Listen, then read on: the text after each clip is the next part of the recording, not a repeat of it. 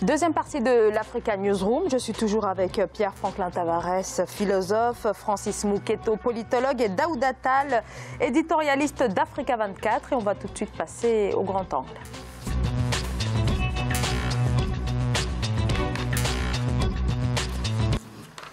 Une nouvelle grève dans la fonction publique se profile au Zimbabwe. Les syndicats menacent de déclencher un nouveau mouvement en cas d'échec des négociations salariales. Une nouvelle contestation qui vient renforcer la fronde anti-gouvernementale qui a éclaté il y a 2 semaines à l'annonce de la hausse des prix des carburants. Aminata Bari.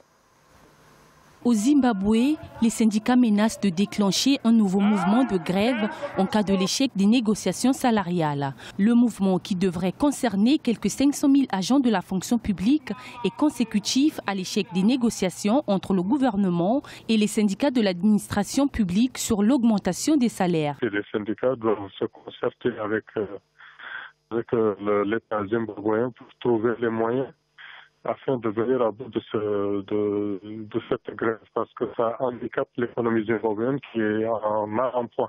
Le dollar zimbabwéen ne vaut plus rien et puis le Zimbabwe est un pays très endetté. Les fonctionnaires estiment que face à la hausse effrénée du coût de la vie, le gouvernement devrait relever les salaires de ses agents. Ils exigent 1 733 $ de salaire mensuel contre 414 $ actuellement. Puis ils sont à la recherche de devises. Le pays est très endetté vis-à-vis de la Banque mondiale, du FMI. Le gouvernement maintenant essaie de composer avec les syndicats pour essayer quand même de leur expliquer convenablement ce qu'il y a lieu de faire.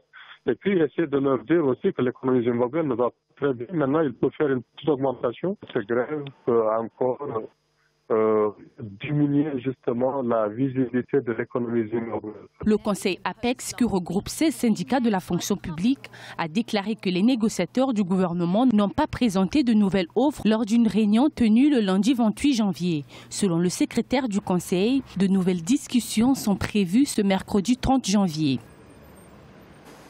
Alors après l'augmentation du prix de l'essence qui a embrasé tout le pays, le gouvernement est donc désormais confronté aux syndicats de la fonction publique. Francis Mouketo, le président donc Emmerson Mnangagwa qui demeure donc sous pression. Écoutez, après avoir déposé Robert Mugabe, il avait la charge, effectivement, de porter ce pays qui est dans une crise depuis plus de 2 décennies. Donc il y avait une forte attente de la population. Aujourd'hui, ce pays manque des produits de première nécessité, l'huile, le sel, le sucre manque. Il a été co-gestionnaire de ce pays quand même avec Robert Mugabe. Il a été ministre de la Défense, il a été vice-président et il a participé à démettre Robert Mugabe pour prendre le pays en main. Aujourd'hui, c'est totalement l'inverse. Ce pays traverse une crise. Il augmente le prix de l'essence. C'est la même chose, c'est le mouvement Gilets jaunes en France. C'est une petite goutte qui a fait déborder le vase. Et là, il doit assumer, il demande à l'apaisement, mais le peuple n'attend pas l'apaisement. Le peuple veut avoir quelque chose dans le ventre. C'est ça. Et bien, quand on veut s'ériger en véritable dictateur, il faut assumer. Et aujourd'hui, si vous avez entendu les slogans, ce sont les slogans qui vont contre le chef de l'État. Et donc, c'est une situation très grave, une instabilité très grave, si le président Mnangagwa ne relève pas le défi économique pour essayer de donner du pouvoir d'achat aux populations pour que ceux-ci puissent se calmer. Mais sinon, un chaos risque de s'installer dans ce pays. Pierre Tavares. C'est en même temps, si je puis dire, l'échec d'une transition. Un échec provisoire, sans doute, il faut l'espérer. Mais en même temps, il faut rappeler 2 faits, relativement à la question que vous posez. Le Zimbabwe sort d'une histoire tragique. C'est à peu près similaire à celle de l'Afrique du Sud, où l'apartheid régnait en maître. Et puis finalement, un parti marxisant prend le pouvoir. Un des résultats, qui explique d'ailleurs cette crise-là, c'est d'une part la réforme agraire, et d'autre part, le fait que le Conseil APEX qui est dirigé par le patron des syndicats. Qui regroupe 16 syndicats. 16 syndicats. Il faut rappeler, pour bien comprendre ce dont il s'agit, que sur une population de 16 millions d'habitants, la fonction publique territoriale, hospitalière et centrale fait 3,5 millions de personnes. Donc l'État, là-bas, c'est le premier employeur. Et en même temps, c'est quasiment le seul employeur. Par conséquent, lorsque le syndicat, et vous l'avez rappelé à juste titre, refuse, comme les Gilets jaunes ici, une augmentation ahurissante, 150% d'augmentation dans un pays où le pouvoir d'achat est déjà précarisé pour le carburant. Et en même temps, sur les produits de première nécessité, le pain, le lait, etc., le sucre, on voit aussi une inflation. L'inflation, là-bas, je crois, est à hauteur de 42%. Donc, par conséquent, l'APEX, le Conseil APEX, aujourd'hui, reprend le relais pour deux raisons très simples. Elle sait très bien que toutes les missions officielles que fait le président Mnangagwa visent simplement à mettre en place un programme d'ajustement structurel, et donc il va frapper au flanc de la fonction publique territoriale. C'est ce qui explique, au fond, la tension dans laquelle nous sommes. Et si le chef de l'État ne prend pas garde, il va être très facilement emporté. Très facilement emporté. Daoud Attal, est-ce que l'APEX peut véritablement peser dans cette histoire, maintenir comme ça la pression sur le président Mnangagwa qui est confronté à une grosse crise économique? Donc comment apporter une réponse concrète à cette demande de revalorisation salariale dans un tel contexte finalement? Oui, je pense que la grogne syndicale peut très bien mettre la pression sur le président. C'est une évidence, et d'ailleurs c'est bien pour ça qu'on en parle. Et je crois que malheureusement, la marge de manœuvre n'est pas si grande que ça. Parce que bon, nous sommes dans un pays qui est asphyxié économiquement, qui a du mal à avoir une monnaie fiable, c'est très bien.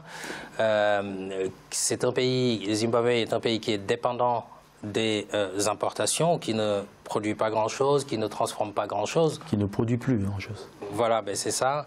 Ben bien sûr, vous l'avez rappelé, réforme agraire, la nationalisation d'un certain nombre de choses, etc. Et du coup, quand vous devez importer, vous avez besoin de devises. Les devises, vous les obtenez par vos exportations. Donc c'est un petit peu le serpent qui se mord la queue. Et donc quelque part, qu'est-ce qui se passe? On est dans ce cercle vicieux-là en Zimbabwe qui fait que la population a besoin de denrées, de denrées alimentaires par exemple. Ça, il faut l'importer. La hausse des carburants, du carburant, je suis tout à fait d'accord. C'est un petit peu la petite goutte qui a fait déborder le vase, bien entendu. Nous sommes dans des taux de chômage 90% égalés oui. dans le monde, bien entendu. L'essentiel des emplois sont dans la fonction publique. Et la fonction publique, déjà, ne peut pas tout à fait assumer cette charge salariale publique parce que l'État est en déficit. Et en plus, vous réclamez une augmentation de salaire. Déjà, la masse salariale est difficile à gérer actuellement. Et ensuite, il y a une réclamation, donc ce qui va quasi une hausse qui devrait, en tout cas selon les revendications des syndicats, passer de 414 $, actuellement à 1700 $ zimbabwéens, énorme. C'est multiplié par plus de 3, presque 4. Et qu'est-ce qui se passe dans ce cas-là? Si on applique ça, toutes choses égales par ailleurs, à tous les salaires de la fonction publique, on va tripler, au moins tripler la masse salariale. Et un État, Zimbabwe n'échappe pas à cette règle, c'est des recettes moins ses dépenses au niveau de son budget. Les recettes, c'est les entreprises, c'est les impôts, c'est la production locale, etc. Malheureusement, les recettes ne sont pas si énormes que ça. Au niveau des dépenses, les dépenses sont énormes, colossales bien entendu. Et donc, quelque part, déjà, il y a un déficit. On ne peut pas continuer à multiplier la masse salariale par X. Donc, on n'est pas sorti de l'auberge, entre guillemets, dans cette histoire. Je pense que ça, malheureusement, je ne le souhaite pas aux Zimbabwe, mais ça va aller de pire en pire. Francis Mouketo. Écoutez, vous voyez que au Cameroun, on a arrêté Maurice Kamto. Au Zimbabwe, on a arrêté le porte-drapeau, le pasteur Mawari, qui aujourd'hui se trouve aux arrêts. C'est la même chose. répression sanglante, tir à balles réelles. Les deux principales villes du pays sont à feu, avec des pillages organisés, on est dans un État qui n'est plus contrôlé, et le président était obligé de sortir de sa réserve depuis le début de la crise pour appeler au calme. Mais voyez-vous, c'est la même situation qui se déroule un peu en France. L'opération ou le mouvement Gilets jaunes, qui depuis des semaines bat le pavé parisien tous les samedis. Ça vient effectivement de cette goutte d'eau, de cette étincelle qui a déclenché cet incendie. Qui est le pyromane et qui est aujourd'hui le pompier? Eh bien, il faut effectivement répondre à cette question. Et donc le président est aujourd'hui au pied du mur. Il doit accélérer les réformes. Il doit apporter beaucoup de solutions aux problèmes socio-économiques qui se posent dans son pays. Je pense que ça serait cela la sortie de crise, comme d'ailleurs en France, on est en train de faire une concertation, un débat national pour trouver voies et moyens pour au moins protéger ce qui est le plus important pour les concitoyens, la République, la nation, et puis apporter des solutions sur mesure sur des aspects de revendication du peuple. Mais le peuple a besoin de mettre quelque chose dans le ventre, le peuple n'a pas besoin des discours, ni être maté à balles réelles. Et ça, c'est dommage. Voyez-vous, dans un État comme la France, il n'y a pas de mort, il n'y a pas de tir à balles réelles, mais généralement, dans des dictatures, vous avez vu au Cameroun, vous avez vu au Zimbabwe, ce sont des gens qui meurent parce qu'ils revendiquent. Le peuple doit être capable de pouvoir manifester, revendiquer librement, sans pourtant que la police, qui est à la solde de ces États mafieux, puisse tuer les concitoyens qui puissent revendiquer naturellement. Daouda Attal. Oui, ça soulève aussi un point, c'est-à-dire que je pense que le président qui vient de prendre le pouvoir affiche sa bonne volonté, et d'ailleurs il n'a pas le choix que de rectifier les errements de Robert Mugabe, même si vous l'avez rappelé à un moment donné, il a pris part aussi au gouvernement. Voilà. C'est pas un homme neuf. Cependant, je pense qu'il a quand même une volonté de rupture. Alors, volonté de rupture, il faut voir la composition du gouvernement. C'est pas un homme neuf. Hein. Je pense qu'il n'a pas le choix, cette volonté de rupture. Je pense que c'est quelqu'un qui n'est pas bête non plus. Mais il n'est pas un homme neuf. Maintenant, est-ce qu'il va y arriver à cette volonté à cette rupture-là ou pas? Je pense que la société zimbabwéenne est gangrénée au niveau de la police, au niveau de l'armée, par une certaine des habitudes, des vieilles habitudes héritées d'avant, des années d'avant, qui font qu'elle n'est pas disciplinée déjà. Quel que soit l'homme qui est là, il faut refonder la police, refonder l'armée, rééduquer les forces de défense et de sécurité, rétablir un lien plutôt un lien régalien entre cette police, cette armée avec le peuple. Et ça, quelle que soit la bonne volonté, on n'y arrive pas. Mais pourtant, c'est ça le problème. Mais pourtant, l'homme qui est là actuellement aux commandes, celui qui est le magistrat suprême, était ministre de la Défense, donc il avait la charge. Moi, je ne suis pas du genre à rester sur le passé, sinon on est condamné totalement. Je ne dis pas qu'il n'a pas les mains sales par rapport aux crimes économiques, etc. Ça, c'est une évidence. Mais je pense également qu'aujourd'hui, il y a un changement de président. Quel que soit Alpha, Robert Mugabe n'est plus là. L'heure est à l'ouverture. Et il n'a pas le choix que de s'ouvrir. Mais jusqu'à présent, là, ça fait un an qu'il a pris les rênes du pays. Il n'a pas fait preuve. On est d'accord, mais il n'a pas le choix. Il faut trouver des solutions. Mais en même temps, et pourquoi on peut le considérer en partie, je dirais même en très grande partie responsable, c'est que quand on fait de la politique, on devrait être engagé par les promesses qu'on fait. Et pour justifier l'écart, la mise à l'écart de Mugabe, il y a toute une série de promesses qui a été faite et qui aujourd'hui sont confrontées à la réalité. C'est ce qui ne va pas. S'il avait mis à l'écart une personne qui dérangeait le FMI, la Banque mondiale et bien d'autres structures internationales et même d'autres chancelleries, s'il l'avait fait en disant « mais je vous dis que la situation est extrêmement complexe, donnez-moi 2 ans de difficultés et on fera de la concertation, on discutera, on mettra tous les chiffres sur la table. Et je vous demande, peuple valeureux, qui avait mis à bas l'apartheid, hein, il n'y a aucun homme politique qui fait ça, même dans les pays stables. Non, mais quand on fait un coup d'État, on peut le faire. Quand vous faites une élection démocratique, je ne l'accepte pas, mais je peux le comprendre. Mais quand vous faites un coup d'État, il tenait l'armée.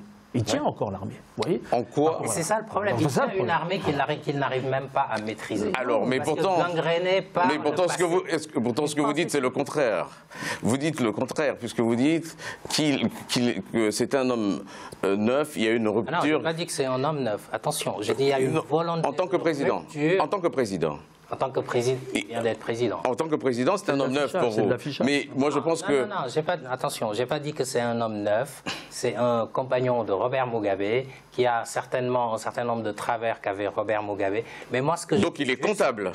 Il est comptable. Mais est-ce qu'on s'arrête sur le fait qu'il est comptable et qu'on continue et qu'on n'espère rien du tout? Moi, j'essaie de trouver des solutions. Les solutions, c'est refonder l'État, redonner confiance aux populations, rééduquer l'armée, rééduquer la police, ça passera par ça. Quand vous dites refonder l'État, ce que la Banque mondiale et le FMI comprennent, ce sont les programmes d'ajustement structurel. Mais alors, sinon vous suivez, on arrête tout parce que le Zimbabwe va droit dans le mur. Il ne faut pas donner des circonstances atténuantes à des gens qui font un coup d'État et qui ne peuvent pas proposer autre chose. Il n'y a pas de circonstances atténuantes ici. Et puis de toute façon, ce n'est pas en 1 an, 2 ans, 5 ans qu'on va... Mais il n'est pas au pouvoir depuis 1 an.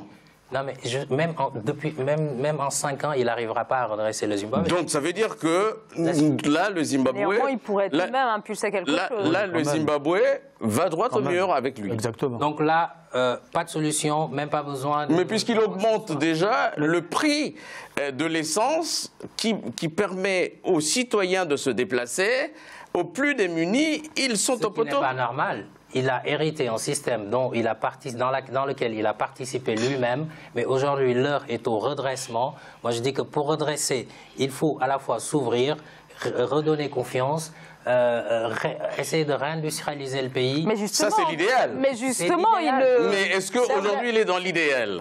Mais non, je ne dis pas qu'il est encore dans l'idéal. Donc, ça veut dire... C'est pour ça que je vous dis, les mesures de redressement que vous ne dites pas, mais qui sont sous-entendues, c'est essentiellement un programme d'ajustement structurel. C'est-à-dire, sur les 3,5 millions, on expurge éventuellement 1 million et quelques, et c'est ça qui est la poudrière. Voilà. Quand on fait un discours comme ça, quand on dirige un État, il faut être responsable. Et vous savez, c'est un peuple qui a combattu longtemps. C'est un peuple qui connaît l'épreuve de la souffrance. Et vous croyez ceux qui n'ont pas accepté d'autres, vous croyez qu'ils vont l'accepter d'une personne qui ne dit pas la vérité? Moi, je ne crois pas. Mais non, la question, c'est que lui, il est pris à la gorge. Mais ce que vous vous dire, Mouketo, c'est qu'on ne fait pas du neuf. Attendez, je vais prendre une vieille formule. On ne met pas du vin neuf dans une autre vieille. On fait quoi aujourd'hui? On refait un autre coup d'État? Écoutez, ça c'est au mais c'est le peuple. Non, mais c'est le peuple qui va décider, puisqu'aujourd'hui le peuple est reprimé à 100. Le peuple a engagé un rapport de force. Situation encore, on refait un coup d'État, c'est ça. Mais le peuple est en train de rapport de force. Mais à un moment donné, il faut essayer d'avancer. Mais justement, alors peut-être un dernier point. Alors, il y a quelques jours, le gouvernement a décidé de couper Internet à la suite des manifestations afin de stopper en quelque sorte la mobilisation. Donc, vous avez dit tout à l'heure qu'effectivement, le gouvernement doit tenter de redonner confiance, notamment aux investisseurs. C'est une mesure qui ne va pas redonner confiance du tout, puisque ça rappelle quand même les travers d'autrefois. Il n'est certainement pas sur le bon chemin. Quand on double le prix de l'essence dans ces conditions, quand on n'a pas de monnaie, quand on a une inflation qui grimpe à plus de 40%, un taux de chômage, on l'a rappelé, qui dépasse 80%, il n'est pas sur le bon chemin. Mais moi, ce que je veux dire, c'est que pour qu'on y arrive, il faut un minimum de stabilité, il ne faut pas refaire un coup d'État. À mon avis, ça n'est pas la solution. La solution, c'est ces revendications-là, les grèves syndicales. Peut-être que ça va lui tordre le bras à un moment donné pour regarder dans la bonne direction, redonner confiance, essayer de s'ouvrir pour rétablir l'économie. Le Zimbabwe n'a pas grand-chose comme ressources naturelles de platine, on va dire. Mais c'est un pays qui est complètement à terre. Je ne dirais pas à la décharge du président, parce que lui-même y a participé. Mais à un moment donné, il faut faire table rase du passé. Et ces luttes syndicales vont, à mon avis, le pousser à regarder dans le bon sens. Et c'est très positif, ces luttes syndicales. Moi, c'est ce que je dis, mais il ne faut pas rebasculer dans quelque chose de pire. Mais ne nous faites pas dire ce qu'en tous les cas, moi, je ne dis pas. Je n'ai jamais appelé à une insurrection. Je dis simplement que les choses sont très simples. Le chemin qu'il emprunte n'est pas le bon chemin. Et s'il emprunte le chemin qui n'est pas bon, c'est uniquement parce que il obéit aux injonctions. Il obéit aux injonctions de la Banque mondiale. Et il va faire un programme d'ajustement structurel. Moi, j'indique ce qu'est la crise. Le programme d'ajustement structurel, la plupart des pays africains le font aujourd'hui de toute façon, de manière déguisée ou pas. Vous prenez n'importe quel pays africain, il y a un programme avec le FMI dans la plupart du temps, et c'est une forme d'ajustement. Non, le Ghana, on l'a vu à saluer amicalement le FMI. Le Ghana n'a pas de programme avec... Si, ils ont un programme. Et vous avez bien entendu le discours. Ça n'a rien à voir. Vous avez bien entendu le discours. On va continuer d'en parler après cette nouvelle... Moi, ce que je dis, c'est que... Alors, Daouda, pardonnez-moi. Je ne peux pas vous couper. Pardonnez-moi. Pourquoi le faites-vous? On va marquer une très courte pause et on va revenir bien sûr sur cette actualité du Zimbabwe. À tout de suite.